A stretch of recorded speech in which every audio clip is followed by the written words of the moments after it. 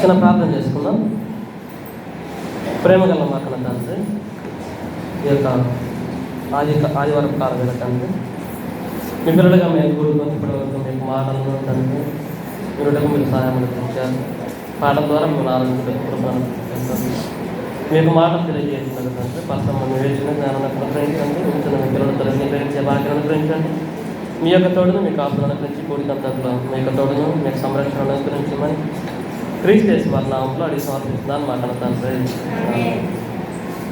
కూడి వచ్చినటువంటి దైవ సేవకులకు, సంఘ కాపరి గారికి, దేవుని సంఘానికి క్రీస్తు వారి నామంలో వందనాలు తెలియజేస్తున్నాను. పరిశుద్ధ గ్రంథంలో నుండి మార్క్స్ వార్త 4వ అధ్యాయము 24వ వచనం. మార్క్స్ వార్త 4వ అధ్యాయము 24వ వచనం. మరియు ఆయన మీరేమి వినుతున్నారో జాగ్రత్తగా చూచుకొనుడి. మీరేమి వినుతున్నారో మరియు ఆయన అంటే ఎవరు ఇక్కడ? ఎవరమ్మా? మరియు ఆయన ఎవరాయన? యేసుక్రీస్తు వారు.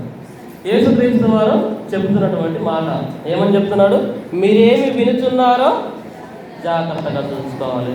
జాగ్రత్త అనగానే ఎవరికి జాగ్రత్త అని చెప్తాం? ప్రయాణమై వెళ్ళిపోయేటువంటి వారికి జాగ్రత్త అని చెప్తాం. ఎందుకంటే ప్రయాణంలో అనేక ప్రమాదాలు సంభవిస్తాయి, ప్రమాదాలు జరిగేటువంటి అవకాశం ఉంది. కాబట్టి జాగ్రత్తగా వెళ్ళిరండి అంటారు. తర్వాత పరీక్షలు రాసేటువంటి వారు జాగ్రత్తగా రాయండి అంటారు. ఎందుకంటే సరిగా రాయకపోతే ఏమైపోతారు? ఫెయిల్ అయిపోతారు. అంటే జాగ్రత్త అని చెబుతున్నారంటే కారణం ఏంటి? ప్రమాదము ఉన్నప్పుడు లేదా ఏదైనా ఇబ్బంది జరుగుతుంది అన్నప్పుడు జాగ్రత్త అని చెప్తుంటాం సాధారణంగా. కానీ యేసుక్రీస్తు వారు చెప్తున్నారు, మీరేమి వినుతున్నారో అంటే వినడంలో జాగ్రత్తను కలిగి ఉండాలి. వినడంలో జాగ్రత్త కలిగి ఉండాలి. వినడంలో జాగ్రత్త కనుక లేకపోతే ఏమైపోతుంది? ప్రమాదము జరుగుతుంది. సామెతల గ్రంథము 14వ అధ్యాయము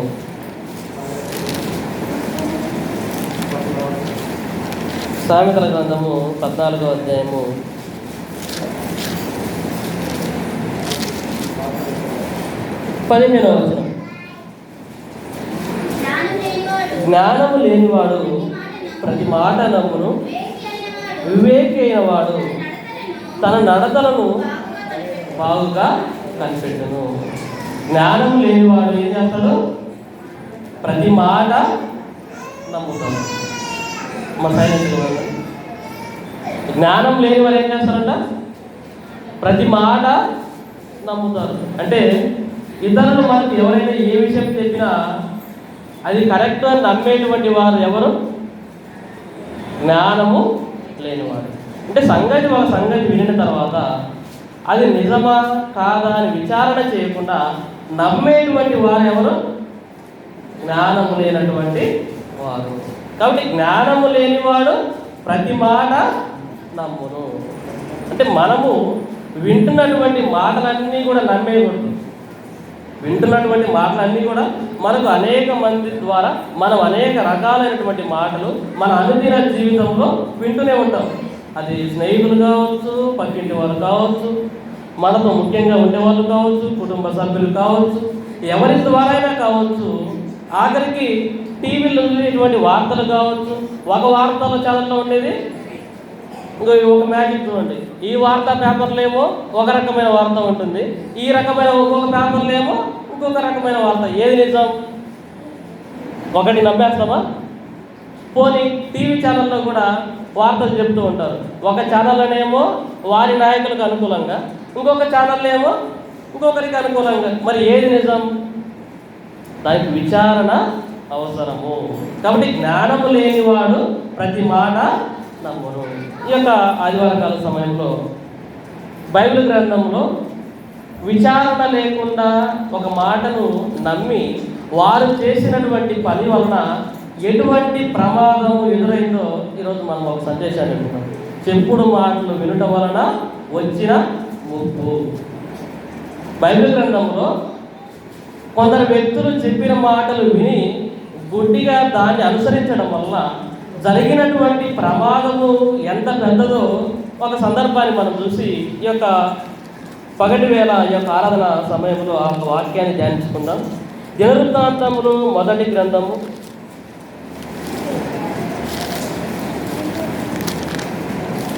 దినవృత్తాంతములు మొదటి గ్రంథము అందరు తీసుకోండి.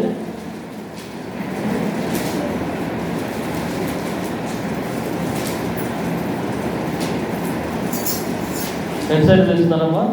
కొంతమంది కొత్త నిబంధన సైడ్ ఎందుకు ఆడుతున్నట్టు అనిపిస్తుంది నాకు. దినవృత్తాంతములు మొదటి గ్రంథం 350వ పేజీ. దినవృత్తాంతములు మొదటి గ్రంథము 19వ అధ్యాయము మొదటి నుంచి కొన్ని వచనాలు ఈ యొక్క పగటి వేళ ధ్యానించుకుందాం. ఇది అయిన తర్వాత అమ్మోనీయుల రాజైన నాహాషు చనిపోగా అతనికి మారుగా రాజాయను. ఒక వచనము వివరించుకుంటూ ముందుకు వెళ్తాను. అమ్మోనీయుల రాజైన నాహాషు. ఎవరైనా? అమ్మోనీయులైన రాజైన నాహాషు. అమ్మోనీయులు ఎవరు? అమ్మోనీయులు ఎవరంటే ఇశ్రాయేలు ప్రజలను దేవుడు ఏర్పాటు చేసుకున్నాడు. ఇశ్రాయేలు ప్రజలకి వ్యతిరేకమైనటువంటి వారు ఒక అమ్మోనీయులు, ఫిలిస్తీన్లు, సిరియా దేశం వారు, ఇంకా ఎవరున్నారు? ఎవరు? హిత్తీయులు, ఇంకా చాలా జనాంగాలు చుట్టుపక్కల ఉన్నాయి. ఎవరికి వ్యతిరేకమైన వారు? వీళ్ళంతా కూడా ఇశ్రాయేల్ ప్రజలకు వ్యతిరేకమైనటువంటి వారు, ఇశ్రాయేల్ ప్రజలతో శత్రుత్వాన్ని కలిగినటువంటి వారు. ఎవరు వీరు? అమ్మోనీయులు. వారి రాజు పేరు ఏం పేరు చెప్పాలి. మీరు అర్థమయ్యేటట్టు మీకు కావాలి అంటే జాగ్రత్తగా వినాలి. వినడానికి రిప్లై చెప్పాలి. ఎవరు అమ్మోనీయుల రాజు? నాహాషు. ఎవరు? నాహాషు. ఆయన చనిపోయాడు. చనిపోయిన తర్వాత అతనికి మారుగా రాజాయను. ఎవరు అంటే అప్పుడు దావీదు, హానూను తండ్రి అయిన నాహాషు నా ఎడల దయ చూపించను కనుక నేను అతని కుమారుని ఎడల దయ చూపెదనని అనుకొని అతని తండ్రి నిమిత్తము అతని పరామర్శించుటకు దూతలను పంపెను. ఏమైపోయిందంటే ఈ నాహాషు కుమారుడి పేరేం పేరు? అమ్మోనీయుల రాజైనటువంటి నాహాషు చనిపోయాడు. చనిపోయిన తర్వాత ఎవరు రాజయ్యారు? ఆయన కుమారుడైనటువంటి హానూను రాజయ్యాడు. మంచిది.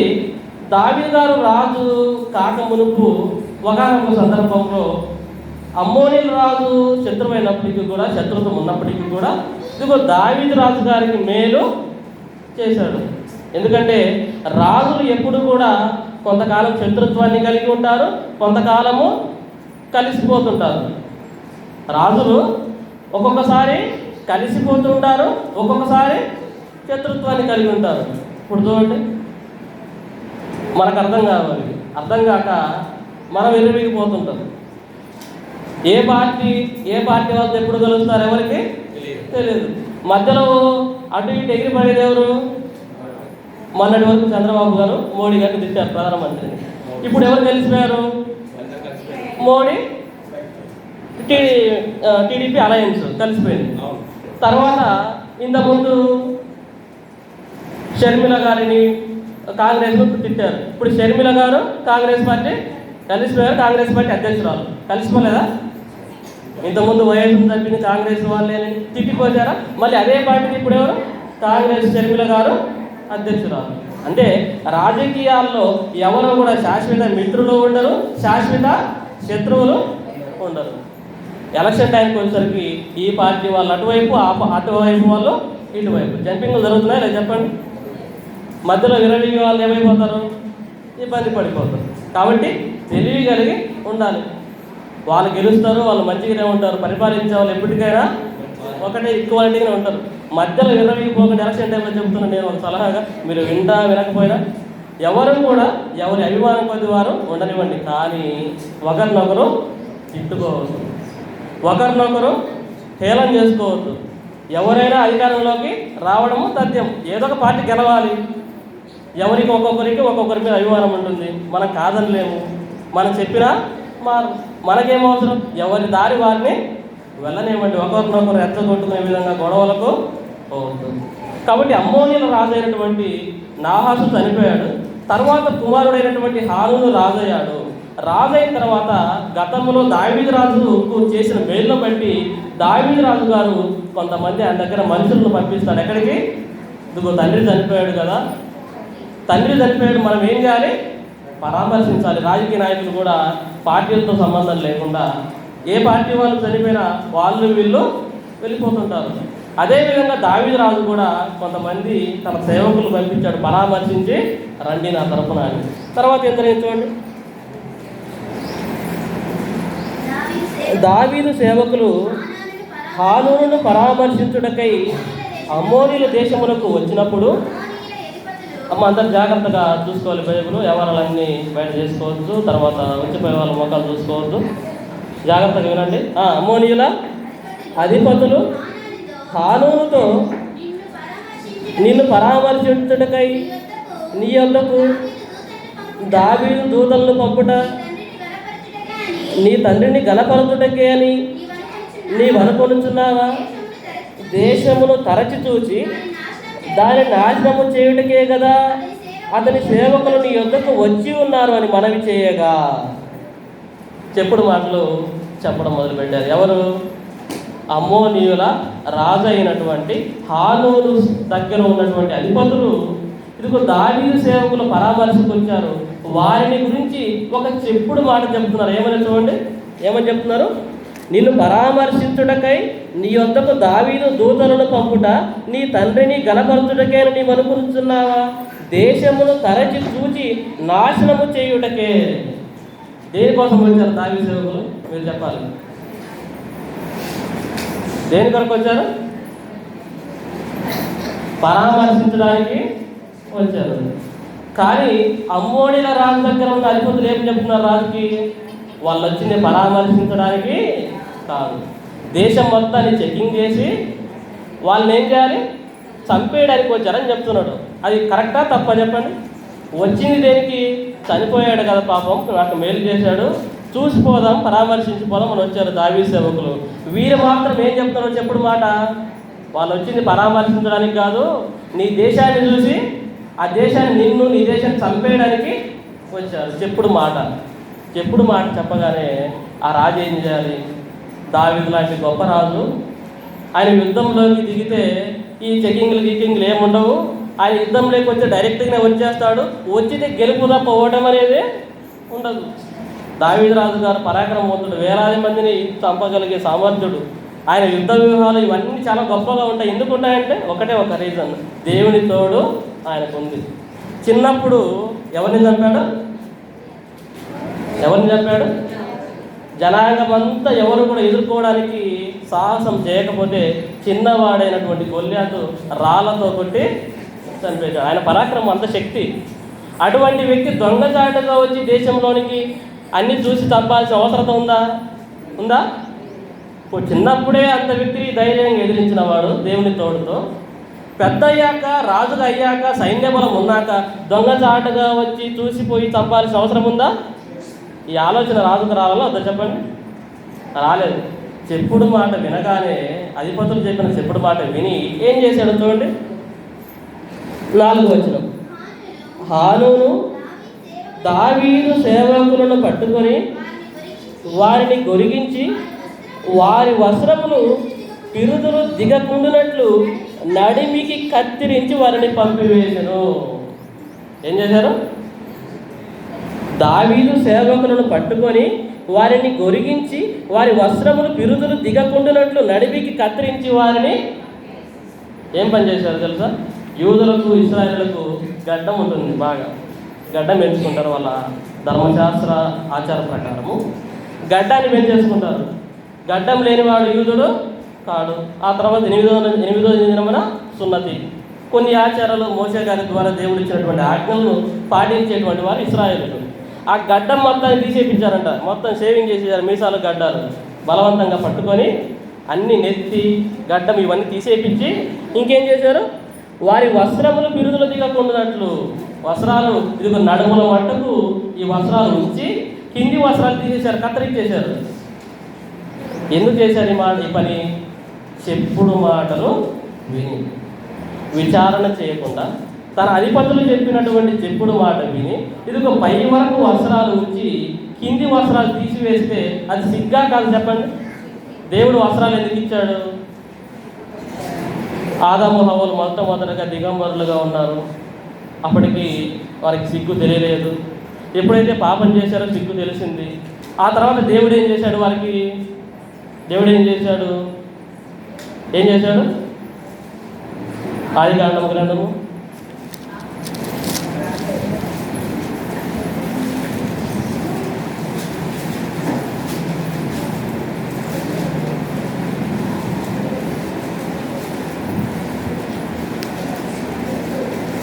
3వ అధ్యాయము 7వ వచనం చదవండి. 3వ అధ్యాయం 7వ వచనం ఆదికాండం గ్రంథం. అప్పుడు వారిద్దరి కన్నులు తెరవబడెను, వారు తాము దిగంబరులమని తెలుసుకొని అంజూరపు ఆకులు కుట్టి తమకు కచ్చడములను, పాపం చేశాక తెలిసిపోయింది మనం బట్టలు లేకుండా ఉన్నామని, తెలియగానే అంజూరపు ఆకులు ఎలా ఉంటాయి? మనకు తమలపాకులు తెలుసు. అంజూరపాకులు ఎలా ఉంటాయి? పెద్దగా ఉంటాయి. వాటిని కుట్టేసుకొని తొడిగేసుకున్నారు. ఎవరు? ఆదాము హవ్వలు.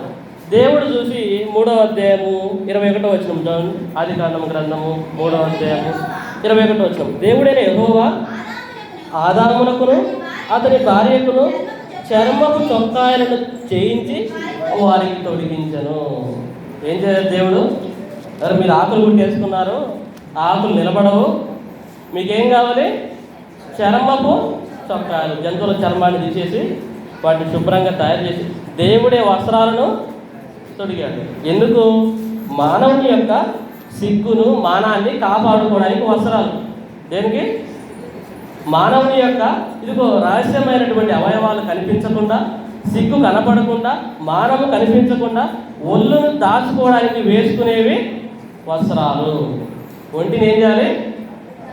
దాచుకోవడానికి దేవుడే చొక్కాలను గుట్టించి ఇచ్చాడు. ఇప్పుడు ట్రెండ్ ఏమైపోయింది? చొక్కాలు ఎంత తగ్గించుకుంటే అంత ఫ్యాషన్, ఒళ్ళు ఎంత కనిపిస్తే అంత ఫ్యాషన్. ఎంత ఫ్యాషన్ అయిపోయింది? ఒళ్ళు ఎవరైతే ఎక్కువగా చూపించేటట్టు వస్త్రాలు వేసుకుంటారో అది ఒక ఫ్యాషన్ అయిపోయింది. ఏమన్నా అన్నారనుకో, మాకు స్వేచ్ఛ ఉంది, భారతదేశంలో ఈ ఆర్టికల్ ప్రకారము మాకు ఎలా అయినా బట్టలు వేసుకోవచ్చు, ఎలా అయినా మాట్లాడవచ్చు, ఫ్రీడమ్ ఆఫ్ లివింగ్ అంటారు. స్త్రీ సంఘాలు వచ్చేస్తాయి, పురుష సంఘాలు, అన్ని సంఘాలు వచ్చేస్తాయి. కానీ ఆ సంఘాలతో మనకు పని లేదు. దేవుని సంఘంతోనే మనకు పని, దేవుడిచ్చిన వాక్యంతోనే మనకు పని. కాబట్టి వస్త్రాలు ఎందుకంటే మానవ దేహాన్ని కప్పుకోవడానికి, మానవుని యొక్క మానాన్ని, సిగ్గును, దిగంబరత్వాన్ని కనిపించకుండా కప్పుకోవడానికి దేవుడు ఇచ్చాడు. కాబట్టి వస్త్రాల విషయంలో మనం కూడా ఇదిగో ఒంటిని కప్పుకునేంతగా, కవర్ చేసుకునేంతగా మన వస్త్రాలు ఉండాలి. మన వస్త్రాలు అది స్త్రీలకైనా పురుషులకైనా. ప్రత్యేకించి ఇలా క్రైస్తవ స్త్రీలు, క్రైస్తవ యవన స్త్రీలు అయితేనేమి, క్రైస్తవ స్త్రీలు అయితేనేమి వస్త్రధారణ విషయంలో చాలా జాగ్రత్త కలిగి ఉండాలి.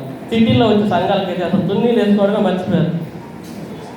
చున్నీలు ఉండవు, ఓన్లీ టాప్ వేసేసుకోవడం, చర్చికి వెళ్ళిపోవడం. ఎందుకు? ఇంకా ముసుగు ఏం చేసుకుంటాము మనం? లోకంలో వాళ్ళు ఎలా అయినా ఉండని మనం కామెంట్ చేసామనుకో, ఆ స్త్రీ సంఘాలు, ఆ సంఘాలు వచ్చేస్తాయి. మనకు లోకంలో ఉన్న వారికి సంబంధం లేదు. చర్చికి వచ్చేటువంటి వారు, క్రైస్తవులు మనం చెప్పుకుంటున్నటువంటి వారు చున్నీలు లేకుండా, పై వస్త్రాలు లేకుండా చర్చికి వచ్చి తల మీద ఏం ముసుగు వేసుకుంటాం? ఈ శరీరాన్ని ఏ విధంగా కప్పుకుంటాం? జాగ్రత్త లేదా? వాళ్ళ దేవుని వాక్యం మనకు చెప్పిన వస్త్రాలు ఒంటిని కప్పుకోవడానికి, ఒంటిని షో చేసుకోవడానికి కాదు, చూపించుకోవడానికి కాదు. కాబట్టి గ్రంథంలోకి రండి. 19వ అధ్యాయం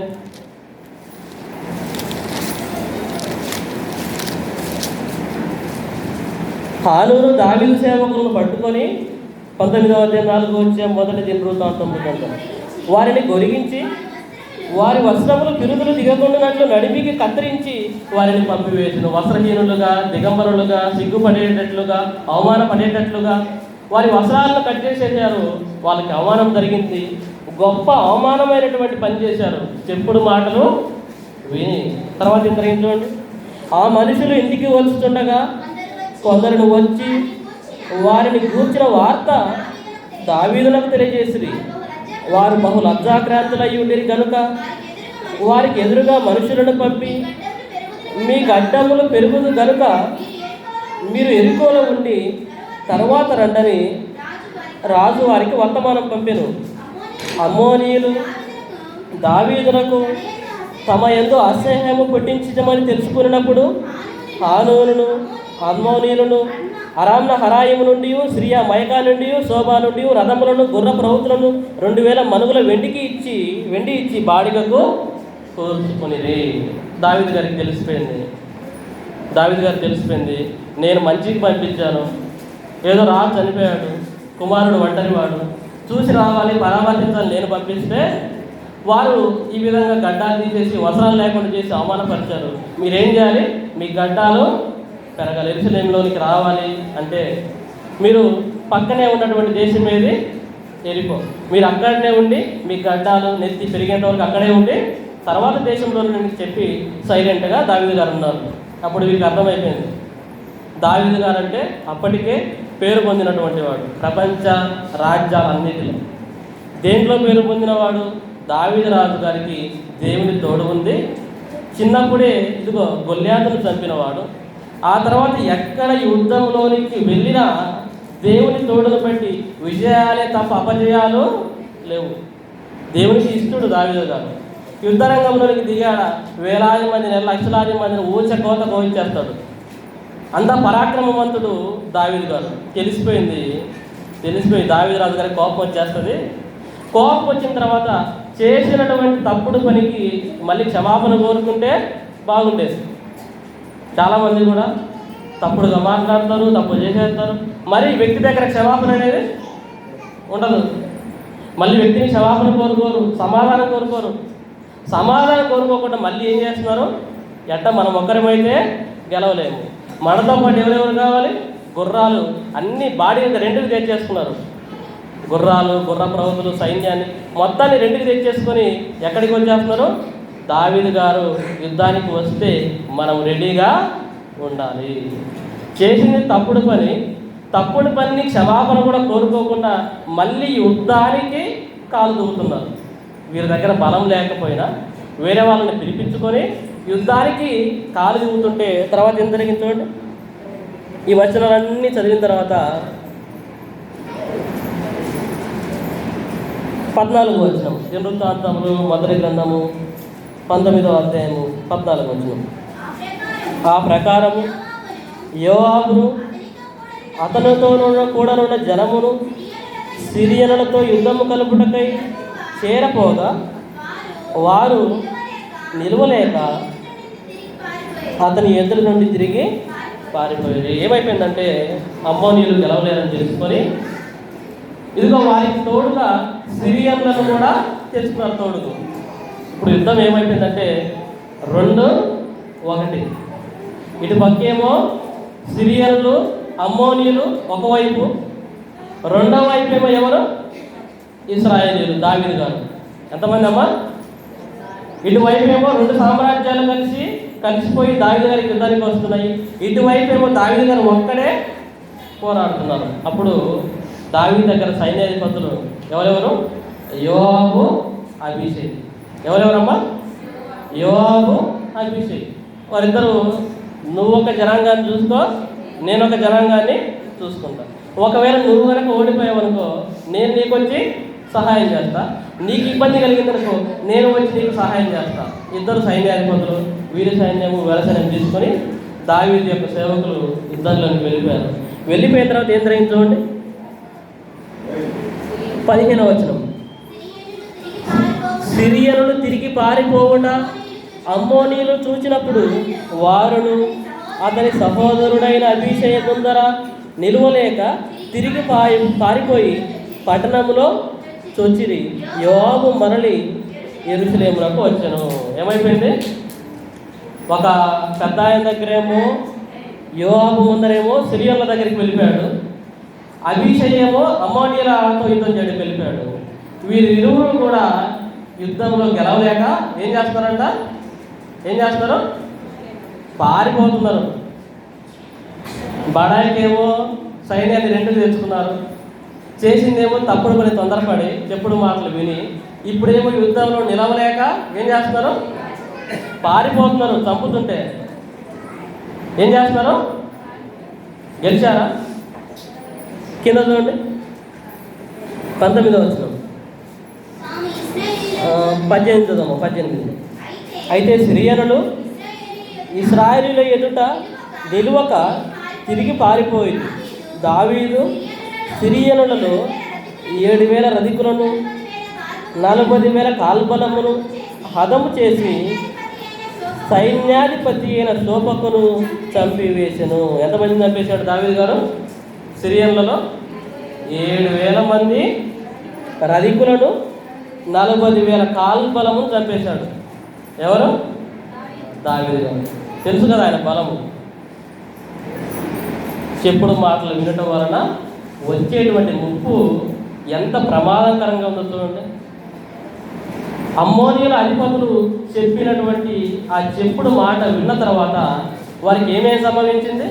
యుద్ధం సంభవించింది. యుద్ధంలో ఏమైనా గెలిచారంటే గెలవకపోగా వేలాది మంది దావీదు గారి చేతిలో హతమైపోతున్నారు, చనిపోతున్నారు. కింది వచనాలు చూడండి. తాము ఇశ్రాయేలుల చేతిలో ఓడిపోతామని హదదెజరు యొక్క సేవకులు తెలుసుకున్నప్పుడు వారు దావీదుతో సమాధానపడి అతనికి సేవకులైరి. అంతటి నుండి సిరియనులు అమ్మోనీయులకు సహాయము చేయుటకు మనసు లేక ఎండిరి. సిరియన్లను తోడుకు తెచ్చుకుంటే దావీదు వారిని తుక్కుగా చంపివేశాడు. చంపివేసిన తర్వాత నాయన మీతో యుద్ధం నేను గెలవలేమని చెప్పేసి సిరియన్లు ఏమైపోయారు? దావీదుకు సేవకులుగా మారిపోయారు. అంటే మొట్టమొదట అవమానపరిచిన వారెవరు? అమ్మోనీయులు. గడ్డాల గురించి వస్త్రాలు లేకుండా చేశారు కదా. వారి పరిస్థితి కింద చూడండి. నెక్స్ట్ అధ్యాయంలో 20వ అధ్యాయంలో మొదటి నుంచి. మరుసటి ఏడు రాజులు యుద్ధములకు బయలుదేరు కాలమున యోవాబు సైన్యములో శూరులైన వారిని సమకూర్చి అమ్మోనీయుల దేశమును పాడు చేసి వచ్చి రబ్బాకు ముట్టడి వేసెను. దావీదు యెరూషలేములోనే ఉండగా యోవాబు రబ్బాను ఓడించి జనులను హతం చేసెను. దావీదు వచ్చి వారి రాజు తల మీదనున్న కిరీటమును తీసుకొనెను. దాని ఎత్తు 2 మణుగుల బంగారము, అందులో రత్నములు చెక్కి ఉండెను. దానిని దావీదు ధరించెను. మరియు అతడు బహు విస్తారమైన కొల్ల సొమ్ము ఆ పట్టణములో నుండి తీసుకొని పోయాను. దాని యందున జనులను అతడు వెలుపలికి తీసుకొని పోయి వారిలో కొందరిని రంపములతో కోయించెను, కొందరిని వినుప దంచెలతో చీరించెను, కొందరిని గొడ్డలతో నరికించెను. ఈ ప్రకారము అతడు అమ్మోనీయుల పట్టణములన్నిటికీ చేసెను.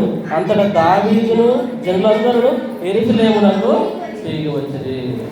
ఏమైపోయింది అమ్మోనీయుల పరిస్థితి? చెప్పుడు మాటలు వినటం వలన వచ్చిన ముప్పు. ఏ ముప్పు వచ్చింది అమ్మోనీయులకు? దావీదు గారు చంపడంలో కూడా ఎలా చంపాడంట?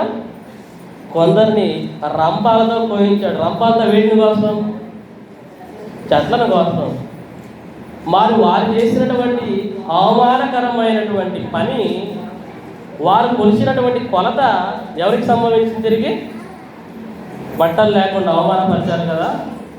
ఆ అవమానానికి ప్రతిఫలం ఏం చేశాడు? చెట్లను కోసేటువంటి రంపాలతో మనుషులు కోయబడ్డారు. చెట్లను కోసేటువంటి రంపాలతో మనుషులను కోసేశాడు దావీదు గారు చేసినటువంటి అవమానానికి ప్రతిఫలంగా. తర్వాత కొందరిని ఇనుప దంచెలతో ఇనుముతో చేయబడినటువంటి అవయవాలతో చీరించేశాడు అమ్మోనీయులను. తర్వాత కొందరిని గొడ్డలతో నరికించను. మరణంలోనే ఎంత ఘోరమైనటువంటి మరణం చెప్పండి, ఎంత ఘోరమైనటువంటి మరణం. సాధారణంగా చనిపోయేది వేరు, గొడ్డలతో నరకడం ఏంటి, రంపాలతో కోయడం ఏంటి, ఇనుపదంతెలతో చీలించడం ఏంటి. ఈ ప్రకారము అతడు అమ్మోనీయుల పట్టణములన్నిటికీ చేసెను. వారు చేసినటువంటి తప్పు వలన ఎంతమంది బలైపోయారు. దేశమంతా అమ్మోనీయులకు ఉన్నటువంటి ప్రధానమైనటువంటి పట్టణాలన్నీ కూడా అన్నిటినీ దావీదు గారు నాశనం చేసేది, వరుస పెట్టేసి. ప్రధానమైనటువంటి పట్టణాలు మన దేశంలో ప్రధానమైనటువంటి పట్టణాలు ఏంటి? మన దేశంలో పెద్ద సిటీలు ఏంటి? మన దేశంలో చెప్పుకోదగినవి ఏమేమన్నా చెప్పండి.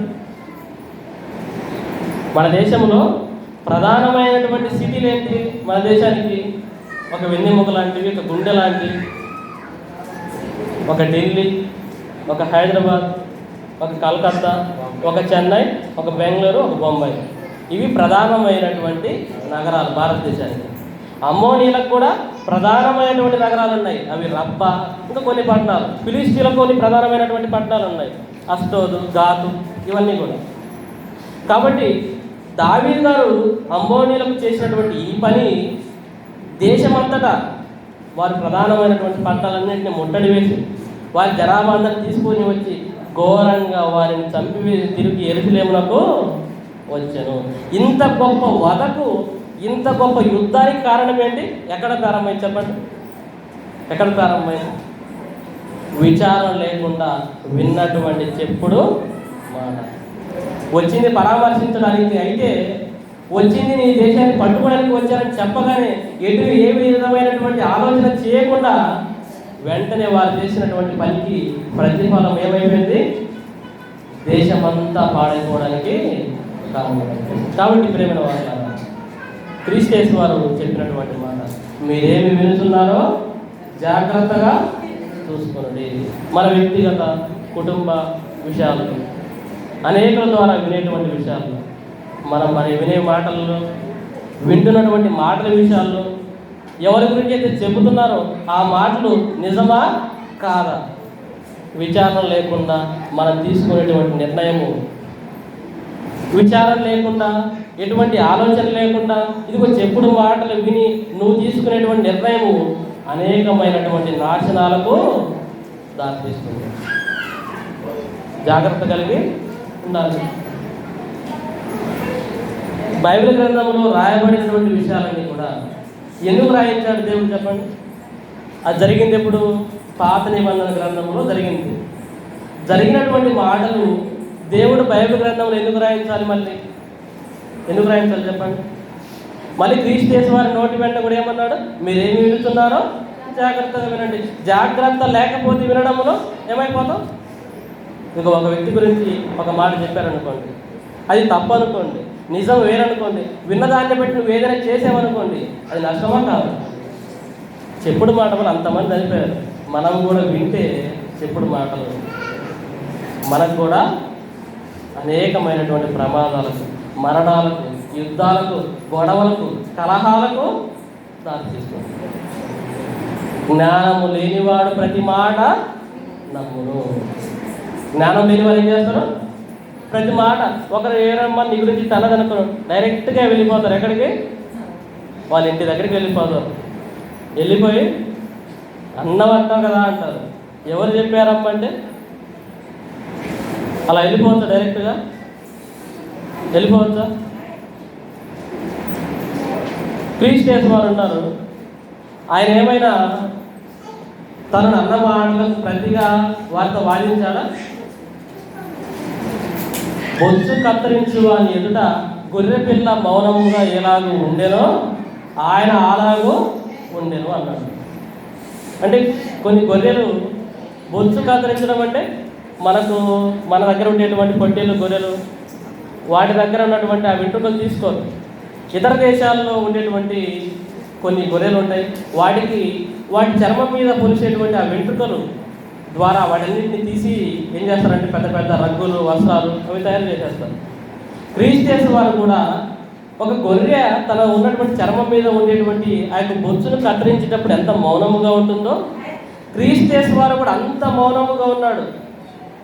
కొందరు ఉమ్ము వేశారు, కొందరు నువ్వు రాజువా అన్నారు, కొందరు ఏమని చెప్పారు, రకరకాలైనటువంటి అవమానాలు చేస్తే క్రీస్తు వారు ఏమైనా ఎదురు మాట చెప్పాడు? చెప్పండి, ఎదురు మాట చెప్పాడు?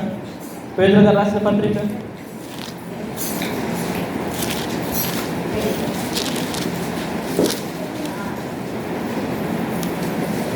2వ అధ్యాయం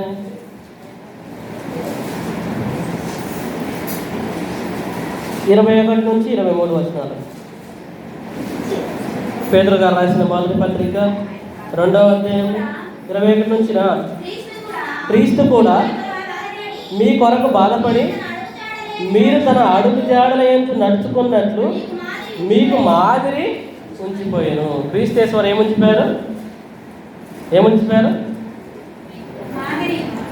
మాదిరి అంటే వారిలాగా నువ్వు సేమ్ మీ నాన్నల మాదిరి ఉన్నావంటే ఆయన కోరికలతో ఉన్నావు. ఇంకా కుర్రాళ్ళు అయితే కటింగ్లు ఎవరిలాగా, ఒక్కొక్కరు నచ్చిన ఫ్యాన్స్ లాగా. నేను నా ఫ్యాన్స్ అయిన ఆయన మాదిరి ఉండాలి కాబట్టి కటింగ్, షర్ట్లు ప్యాంట్లు కూడా ఆయన మాదిరి ఉండాలి కాబట్టి అదేవిధంగా. ఇంకా క్రికెట్ ఆడేవాళ్ళు అనుకోండి, మావాడైతే రోహిత్ అని రాకి చూస్తున్నాడు, ఆయన మాదిరి అని. రోహిత్ శర్మ ఆయన మాదిరి అని టీ షర్ట్ మీద పేర్లు అన్ని రోహిత్ అని పెట్టేసుకున్నాడు. ఒక్కొక్కరికి వారి మాదిరి నచ్చిన వ్యక్తుల మాదిరి అంటే వారిని పోలి నడుచుకోవడం. ఒక ఆటలో వారి మాదిరి ఆడాలనుకుంటాం, ఒక డ్రెస్సులో వారిలాగా వేసుకోవాలనుకుంటాం. క్రీస్తు వారు కూడా మీ కొరకు బాధపడి మీరు తన అడుగు జాడల యందు నడుచుకున్నట్లు మీకు మాదిరి ఉంచిపోయాను. మాదిరి అంటే క్రైస్తవులకు మాదిరి ఎవరు మాదిరి ఉండాలి? మనం యేసుక్రీస్తు మాదిరి ఉండాలి. అంటే మనకు ఆయన మాదిరి, రోల్ మోడల్ ఆయన. క్రైస్తవులు అంటే ఎవరు? క్రీస్తును ధరించుకున్నటువంటి వారు, క్రీస్తు అనేటువంటి నామాన్ని ధరించుకుంటున్నటువంటి వారు. మాదిరి ఉంచిపోయారు. ఆయన పాపము చేయలేదు, ఆయన నోట ఏ కపటమును కనబడలేదు, ఆయన దూషింపబడి ఏంటమ్మా? ఆయన దూషింపబడి బదులు దూషింపలేదు. బదులు మనం ఏం చేస్తాం? క్రైస్తవులమే బదులు చెప్పండి. ఇంట్లో భార్య తనిసుకోవడానికి కారణం మొట్టమొదటి ఏంటి? బదులు చెప్పడమే. మాట్లాడుతున్నాడు అనుకోండి, ఊరుకోరు. ఎంతసేపు అయినా సమాధానం, జడ్జి లాయర్ వాదోపవాదాలు జరిగినట్టు ఒక పక్క ఆయన మాట్లాడుతుంటే వీమ ఆన్సర్లు చెప్తూ ఉంటుంది. తగ్గరుగా. ఇప్పుడు అది కాక తగ్గేదని డైలాగ్ వచ్చింది కదా, మనం ఎందుకు తగ్గాలి? ఆయన చెప్పే వరకు ఆయన చెప్తున్నట్టు ఒక జడ్జిలాగా మనము బదులు చెప్తూ ఉండాలి. చెప్పి చెప్పి చెప్పి ఏదో ఒక టైంలో ఆవేశంతో దెబ్బలు పడిపోదు. అంతే కదా? క్రీస్తు వారు ఏం నేర్పించాడు? ఆయన దూషింపబడి బదులు దూషింపలేదు.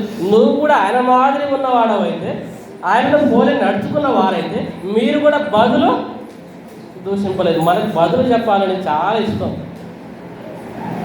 బదులు చెప్పాలంటే, బదులు తిట్టాలంటే చాలా ఇష్టం. అంటే బదులు చెప్పే వరకు మన మనసు ప్రశాంతంగా ఉండదు. ఎవరైనా ఒక మాట అన్నారంటే ఎందుకన్నది పోయి అడగాలి. పోయి ఒక మాట అంటే మనం 2 అడగాలి. వారు ఒకటి మాట అంటే మనం ఇంకొక 3 అనాలి. బదులు దూషింపలేదు. అంటే క్రైస్తవులకు మాదిరి క్రీస్తు వారు అయినప్పుడు ఆయన ఎలాగ ఉన్నాడో మనము కూడా అలాగే ఉండాలి. ఆయన పాపం చేయలేదు, కపటం లేదు, అయినప్పటికీ అందరూ ఉమ్ము వేశారు, తిట్టారు, అనేకమైనటువంటి దూషణలు. ఏమేమన్నారు ఆయన్ని? నువ్వు దెయ్యమన్నారు. వీడు ఎక్కువ మధ్యన పాపులతో తిరుగుతుంటాడు కదా, పాపులకు స్నేహితుడు. మరి ఎవరన్నా పెట్ట తినాలి కదా, వీళ్ళు తిండిపోతూ అన్నారు. ఇంకేమన్నారు? దెయ్యాలు ఎదురబడుతున్నాడు కదా, దెయ్యాలకు అధిపతి అన్నారు. ఇంకేమన్నారు చెప్పండి? అనేకమైనటువంటి తిట్లు, అనేకమైనటువంటి దూషణలు, అనేకమైనటువంటి హింసలు ఇదిగో క్రీస్తు వారు ఎదుర్కొన్నప్పటికీ కూడా ఎక్కడ కూడా ఆయన బదులు దూషించినట్టుగా కానివ్వండి, తిట్టినట్టుగా కానివ్వండి, ఎక్కడ కూడా లేదు. ఒక్క మాట కూడా సమాధానం చెప్పకపోవడం చూసి పిలాతు బహుగా ఆశ్చర్యపడ్డాడు. ఏంటి అసలు ఏం సమాధానం చెప్పట్లేదు, ఏంటి నీ మీద మోపుతున్న నిందలు నువ్వు చూస్తున్నావా అన్నాడు పిలాతు. ఏమైనా సమాధానం చెప్పాడా? జస్ట్ సైలెన్సే సమాధానం. వారితో మాట్లాడాల్సినటువంటి పని లేదు. ఆయన నోటి నుంచి వచ్చినటువంటి మాట ఏంటి? మీరేమి వినుతున్నారో జాగ్రత్తగా చూసుకోండి. జాగ్రత్త లేకపోతే ఇది చరిత్రలో ప్రమాదం జరిగింది. చెప్పుడు మాటలు జాగ్రత్త లేకుండా వినడం వల్ల ఇది జరిగినటువంటి ప్రమాదం మన జీవితాల్లో కూడా జరగకుండా ఉండాలి అంటే మనం అన్ని మాటలు నమ్మకుండా వినేటువంటి మాటలు జాగ్రత్తగా వినాలి. చివరిగా వచ్చిన చూసుకొని ముగించుకుందాం. కొరింథీయులకు రాసిన మొదటి పత్రిక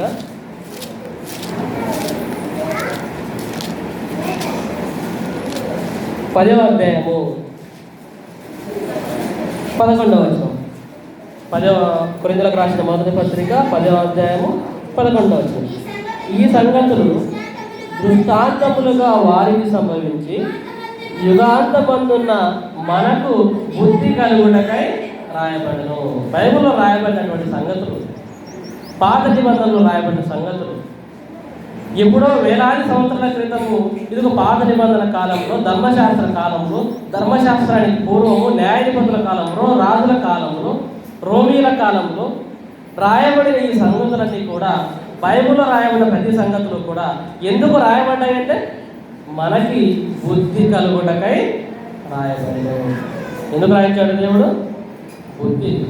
ఇదిగో చెప్పుడు మాటలు వినడం వల్ల వారికి ఆ బుద్ధి జరిగింది, ఆ ప్రమాదం జరిగింది, యుద్ధం జరిగింది, అనేకులు చంపబడ్డారు, దావీదు గారి చేతిలో హతులైపోయారు. మీరు కనుక చెప్పుడు మాటలు వింటే మీకు కూడా అలానే జరిగే ప్రమాదం జరుగుతుంది. కాబట్టి ప్రేమన వాళ్ళ యొక్క ఆదివారం కాలం వేళ దేవుడు మనతో మాట్లాడుతున్నటువంటి మాట మన వ్యక్తిగత కుటుంబ విషయాలు, సమాజంలో అనేకుల ద్వారా అనేకమైనటువంటి మాటలు వింటూ ఉంటాం కనుక వినేటువంటి మాటల్లో వింటున్న వ్యక్తుల విషయాల్లో జాగ్రత్త కలిగి ఉందాం, ప్రమాదాలకు దూరంగా ఉందాం. ప్రార్థన చేసుకుందాం. ప్రేమగల మాత్రం తండ్రి, ఈ యొక్క పగటి వేళ పిల్లలుగా మేము కూడుకొని పరిశుద్ధ గ్రంథం నుంచి కొన్ని మాటలు ధ్యానించబడాలి. మీరు చూసిన కృపను బట్టి మీకంతగానో వందనాలు, కృతజ్ఞతలు క్రీస్తు నామములో చెల్లిస్తానమాట. చెప్పుడు మాటలకు దూరంగా ఉంటూ, మాటలు వినడంలో జాగ్రత్తగా ఉంటూ, ప్రతి మాట నమ్మేవారముగా మేము ఉండకుండా ఉంటాము. జాగ్రత్త కలిగి వినుటలో ఉంటూ ప్రమాదాలకు దూరంగా ఉండే భాగ్యాన్ని మాకు అనుగ్రహించండి. మీకు వాక్యానికి లోపడే భాగ్యాన్ని మాకు అనుగ్రహించండి.